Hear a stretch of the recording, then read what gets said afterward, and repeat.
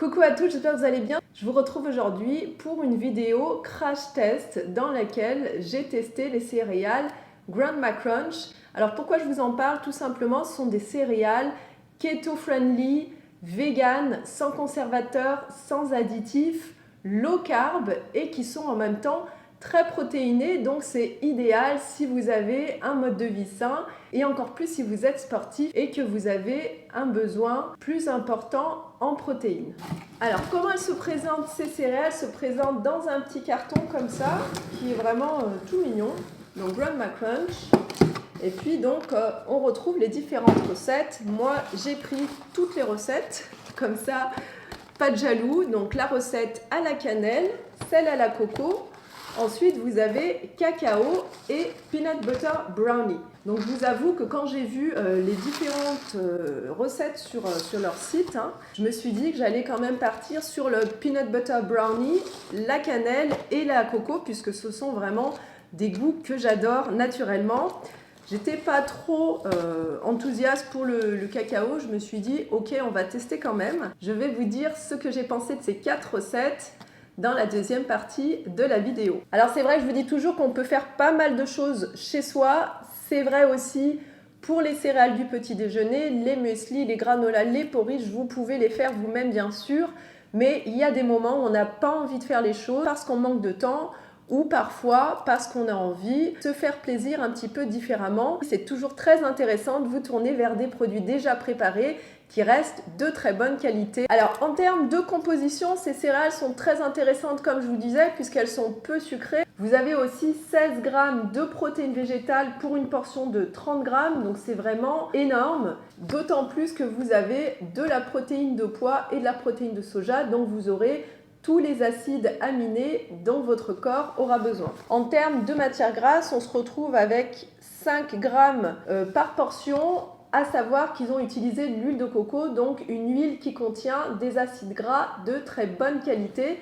On retrouve aussi donc un petit peu de fibre, 1 g de fibre pour 30 g et 0 à 0,01 g de sel par portion, donc c'est vraiment pas grand chose. Comme je vous disais tout à l'heure, en termes de qualité nutritionnelle, on est vraiment super ok avec ces produits puisqu'on a dans les premiers ingrédients de l'isolat de protéines de soja, on retrouve de l'amidon de pois, du concentré de pois et ensuite de l'huile de coco, poudre de coco pour la recette coco bien sûr, arôme naturel de coco.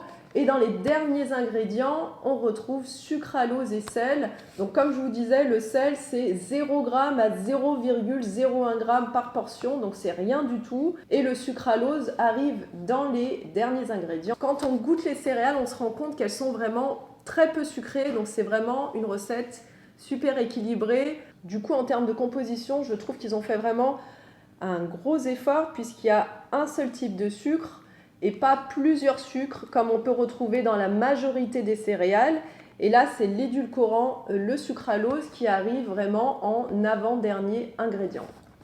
Voilà, donc si j'avais un petit bémol à faire pour les 4 recettes, simplement le sucralose, tout simplement parce que je ne suis pas fan des édulcorants dans l'ensemble. Mais là encore, ils ont fait le choix du sucralose. Pour les personnes qui sont en diète cétogène, l'utilisation du sucralose permettra à ces personnes de ne pas sortir de leur cétose, pour faire en sorte de ne pas élever votre taux de cortisol, qui est l'hormone du stress, qui est une hormone qui a tendance à faire que vous stockez plus de graisse. Petit bémol aussi pour la lécithine de soja. Donc si vous êtes allergique à la lécithine de soja, du coup, ne prenez pas celle au cacao et celle aussi de peanut butter brownie. Par contre, on n'en retrouve pas dans la recette à la cannelle, pas non plus de lécithine de soja dans la recette à la coco. Toujours sur la composition, donc on a 8 à 11 ingrédients seulement. Donc on est loin des recettes de céréales avec une liste d'ingrédients à rallonge. Donc là, franchement, c'est un gros effort aussi sur la composition. En plus de ça, donc on retrouve des arômes naturels. Donc pour la recette coco, on a de l'arôme naturel de coco. Pour la recette cannelle, arôme naturel de cannelle. Pour la recette peanut butter, on retrouve de la vraie poudre de cacahuète et on retrouve de l'arôme de beurre de cacahuète et de chocolat. Pour la recette cacao, on retrouve un arôme naturel de chocolat et de la poudre de cacao. Donc là aussi, super en termes de composition. La composition, comme je vous l'ai dit, plutôt pas mal. Alors maintenant, je vais vous dire ce qu'il en est en termes de goût. Donc peanut butter brownie, c'était quelque chose qui m'intéressait beaucoup puisque je suis fan de beurre de cacahuète. Et j'ai trouvé qu'en termes de saveur, la saveur de peanut butter n'était pas assez prononcée pour moi. Finalement, on sent pas le beurre de cacahuète tant que ça. Pour la recette cacao, ça a un goût de cacao, donc il n'y a pas de souci là-dessus. Moi, je ne suis pas forcément fan de céréales au cacao, donc j'ai trouvé que c'était bon sans plus. Gros coup de cœur par contre pour les recettes coco et cannelle. Goût de coco et goût de cannelle sont vraiment bien présents. Donc c'est quelque chose qui m'a énormément plu. Je suis fan de cannelle, je mets de la cannelle de partout. Donc la recette à la cannelle pour moi, c'est un grand oui. Et également pour la recette à la coco. En plus de ça, on a des arômes naturels et du coup, on n'a pas du tout le goût hyper chimique qu'on peut retrouver dans la plupart des céréales. Encore une fois, ça c'est un gros effort de leur part et je les félicite. En termes de croustillant, donc ça se présente comme ça, des petites billes. Donc celles-ci, ce sont celles à la cannelle. Et donc, en termes de croustillant, ça croustille super bien. Je valide à 100%. Vous pouvez les utiliser donc au petit-déj dans du lait chaud. C'est du lait végétal, donc riz coco, amande ou avoine. Si vous utilisez du lait de soja, vous aurez une recette encore plus protéinée. Vous pouvez aussi les consommer avec un yaourt, yaourt coco ou yaourt grec, ça marche super bien. Et en dernier recours, si vous avez envie de les consommer tels quels, pourquoi pas. Sauf que moi, c'est pas mon truc.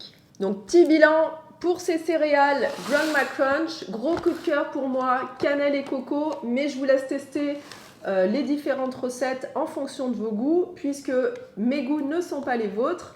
Donc il faut toujours tester pour se faire une opinion. En termes de composition, en tout cas, il y a un gros effort qui a été fait en termes de qualité, une bonne composition.